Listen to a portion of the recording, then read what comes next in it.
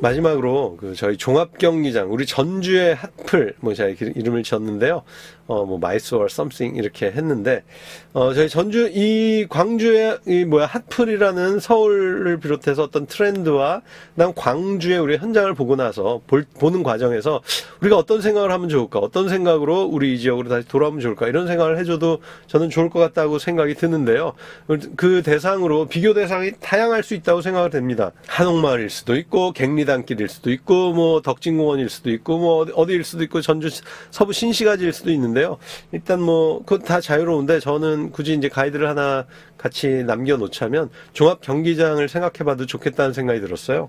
왜냐하면 이제 전주시에서 이 종합경기장을 아주 새로운 도시의 활력을 일으킬 새로운 공간으로 만들고자 하거든요. 마치 아문당하고 비교를 할 수 있을까 없을까요? 아문당은 목표 자체가 이렇게 영리성이 내세우진 않는데, 전주는 아주 영리적이거나 산업적인 것을 좀 더 노골적으로 목표로 해서 종합경기장을 개발하려고 하고 있거든요. 그래서 뭘로 하려고 그러냐면 전시 컨벤션 복합단지로 조성한다는 거예요. 말하자면 전주의 마이스 산업을 전주에 심어가지고 마이스 산업으로 전주시를 더 활력 있게 만들겠다, 이런 계획을 갖고 있는 것인데요. 한번 보시고, 여기 이 전주의 종합경기장에 세울 마이스 공간하고, 아시아 문화 전당하고도 좀 다르고, 이 종합경기장 근처에도 마을들이 있단 말이에요. 그 마을들하고, 동명동이나 양림동하고 또 다른데, 완전히 같을 수는 애당초 없는 거기 때문에, 우리가 이 전주에서 뭔가 새로운 걸 할 때, 전북에 새로운 걸 할 때, 거기서 어떤 시사점, 거기 봤는데 뭐 하면 좋겠다. 뭐 했는데, 그거 좀 애매한데, 하려고 그러네? 안 했으면 좋겠다. 이런 생각들을 투영시켜서 저희가 볼 수 있는 그런 시간이 되면 좋을 것 같습니다. 우선 전주 종합경기장 철거 계획 및 등등에 대해서 한번 미래 계획에 대해서 한번 살펴보도록 하겠습니다. 지은 지 60년이 넘는 전주 종합경기장이 본격적으로 철거되는데요. 전주시는 이 일대에 1조 원을 들여 전시 컨벤션 센터를 중심으로 한 복합단지 조성에 속도를 내기로 했습니다. 유진휘 기자입니다. 1963년 시민들이 모은 성금 등으로 지어진 전주 종합경기장. 60여 년 동안 동계 유니버시아드, 전국체전 같은 대형 체육 행사와 대규모 문화 공연이 펼쳐졌습니다. 하나, 둘, 셋! 전주의 중심지이자 시민들의 추억이 서려 있는 전주 종합경기장이 60년의 역사를 뒤로하고 철거를 시작했습니다. 전주시는 내년 상반기까지 100여억 원을 들여 주 경기장과 전주 푸드센터 등 경기장 시설을 차례로 철거합니다.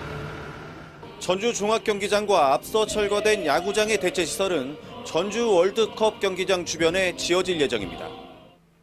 전주시는 종합경기장 터에 전시 컨벤션 센터와 판매 시설, 호텔을 짓겠다는 계획입니다.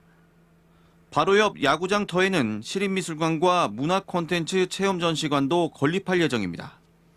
대규모 국제 행사라든지 국내 행사라든지 다양한 행사 유치를 통해서 전주의 어떤 실질적인 경제적인 효과가 크게 나타날 것으로 지금 생각하고 있습니다.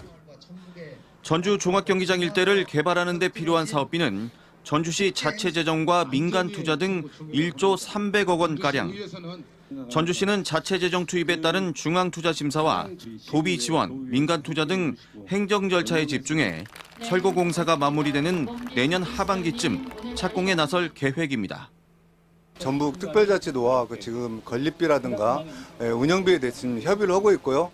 내년부터는 저희가 국가의 중앙부처에 예산 확보를 위해 전주의 스포츠 문화 공간의 상징인 전주 종합경기장터가 어떤 모습으로 탈바꿈할지 주목됩니다.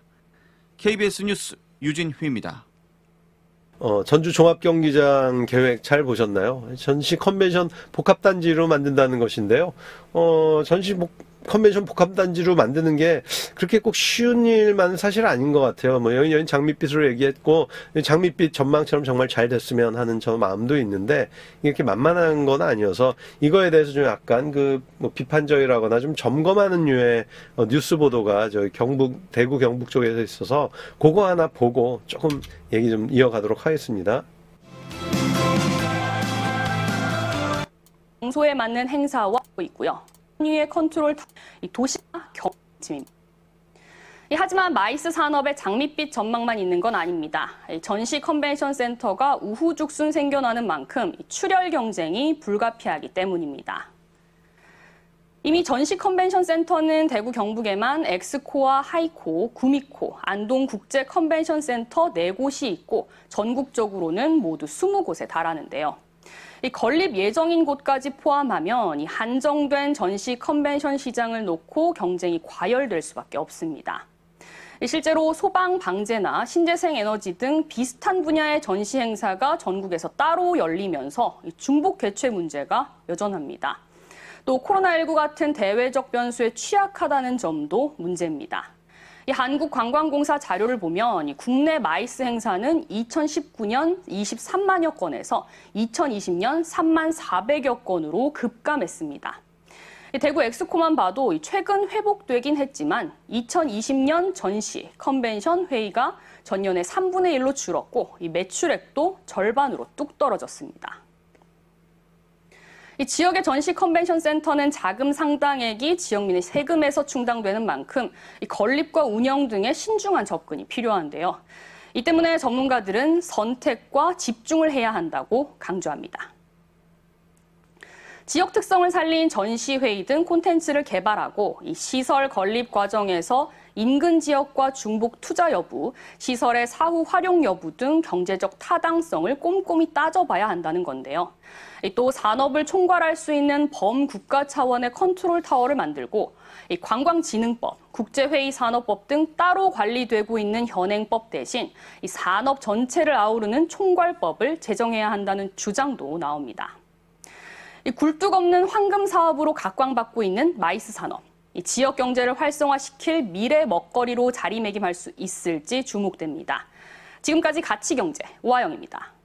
네, 잘 보셨나요? 그렇습니다. 마이스 산업 되게 매력적이고 좋은 사업인 것 같아요. 근데 라스베가스가 저 마카오 이런 데 생기고 막 경쟁되면서 조금 뭐 그것 때문인지 모르겠지만 뭐 침체됐다 뭐 이랬는데 그 도박 산업 침체를 마이스로 극복했다 뭐 이런 류의 말도 세상에 있는 것 같아요. 그래서 마이스 산업이 되게 그런 매력은 있는 것 같은데 지금 보셨다시피 쉽지가 않고 그러니까 말하자면 대도시라고 전주를 대도시라고 부르긴 좀 어렵잖아요. 근데 대도시가 아닌 대부분은 적자로 시민 혈세를 또 먹는 하마처럼 이렇게 되는 것도 많습니다. 그래서 근데 지금 정치권에서는 하기로 지금 작정을 한 거잖아요. 그 사람들 저희들이 뽑았고, 그러니까 이제, 저희들이 여기서 할 수 있는 방법은 이것이 잘 되게 같이 돕는 것도 하나의 방법인 것 같습니다. 우리의. 그래서 그걸 바라보면서, 이게, 무슨 코엑스, 백스코마 이런 대도시 보면 안 되고 중소도시에서 안 되는 데들 좀 보고 그러면 이런 지역에서 이 지역 한 60만짜리 도시에서 마이스 산업이 잘 되려면 너무 이렇게 관습적인 생각 말고 나 어디 가봤더니 뭐 좋은데 그런 거 있으면 사람 좋아하겠다. 그거 있으면 외부에서 사람들이 막 올라 그러겠다. 뭐 이런 생각이 드는 어떤 것들이라도 이렇게 여기 아이디어를 덧붙이면 좀 더 좋지 않을까라는 생각이 들고요. 우리가 광주에서도 그런 걸 좀 살펴보면 좋겠다. 이런 생각이 좀 듭니다. 네. 이곳이 바로 전주 종합경기장 위치입니다. 전주시가 이렇게 있고 전주시에서 여기 이제 전북대가 있고 여기 전주 천들이 흘러가고 있고 이 자리에 딱 있어요. 터미널이 여기 있고 요 자리 뭐 작지 않죠. 네, 이 자리를 지금 이제 개선을 하려고 하는데요. 도대체 이 자리에 마이스 센터가 됐든 뭔가 이제 공공이 여기를 사람들이 행복해하고 사람들이 머물고 싶어하고 찾아오고 싶어하는 공간으로 만들려고 한다라는 것입니다. 우리는 아문당에 가서 그다음에 광주의 핫플들을 가서 본 거를 여기에 어떻게 적용하면 좋을 것인가 이런 생각을 해보면 좋겠다라는 말씀 계속 드리는 것이고요. 아까 이 장소를 이제 위성 사진으로 봤는데 여기 이렇게 있잖아요. 여기 이렇게 있는데 여기에 아시아 문화전당 같은 것은 여기 아시아 문화전당 그 전체는 이거보다 훨씬 크기 때문에 여기 비교할 수는 없고요. 아시아 문화전당에서 봤던 우리가 어떤 정말 매력적이고 좋다고 느꼈던 것은 여기에 어디에 어떻게 들어갈 수 있을 것인가. 무슨 숲길 옆에 많은 주민들도 행복해지고 상권도 활성화되는데 그런 숲길은 여기 어디에 있을 것인가. 여기 카페 골목은 어디에 있을 것인가. 전북대 이 구정문 앞에 있는 이 유흥가는 어떻게 될 것인가? 여기에 가로수길이 있을 수 있을 것인가? 근대화 거리가 있을 수 있을까?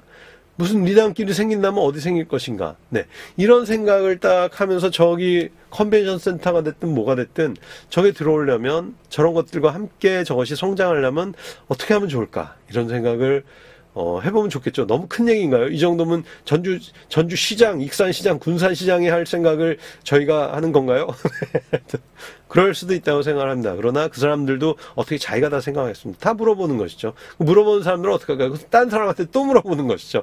네, 그러니까 우리들도 열심히 생각해서 저희들이 이제 2학기 말에 뭐 발표 같은 것도 하고 그럴 텐데 그런 때 이런 고민들을 반영시키고 연장시키면 되게 여러분께도 저희에게도 그다음 우리 지역에도 많은 도움이 되지 않을까 이렇게 감히 한번 생각을 해봅니다.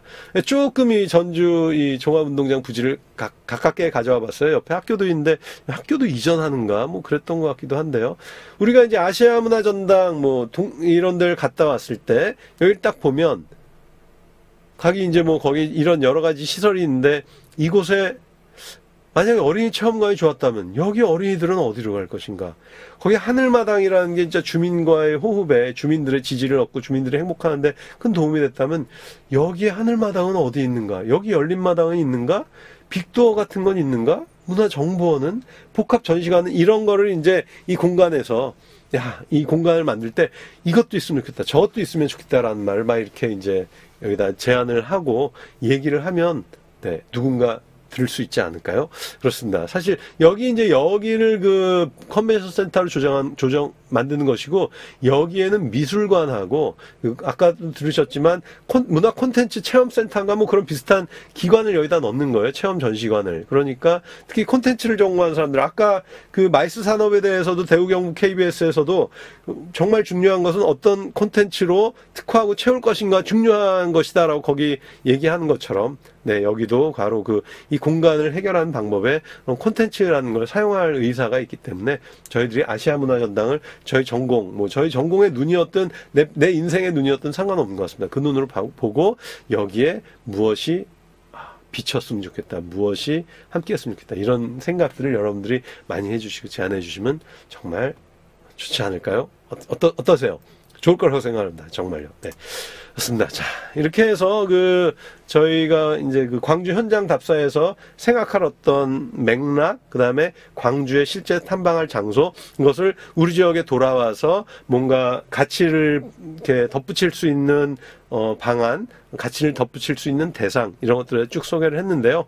말이 너무 길었죠. 이런 말들이 제가 이제 광주 사전답사를 다녀왔는데, 가기 전에 막 자료조사하고 막 이랬던 거랑 막상 그 자리에 딱 떨어지니까 생각이 또 많이 달라지더라고요. 그게 이제 현장 답사의 매력인 것 같습니다. 여러분들도 제가 이런 말씀 드렸지만, 그거를 뭐 존중해 주셔도 좋지만, 현장 가서, 아닌데, 그럼 그때 여러분에게 오신 느낌으로 또 여러분의 답사를, 이렇게, 수행해 주시면 좋을 것 같다라고 말씀 남기면서, 네, 광주에서 만납시다. 라고 이렇게, 네, 하고 오늘 수업 마무리를 하도록 하겠습니다. 여러분, 긴 시간 동안 수고하셨습니다.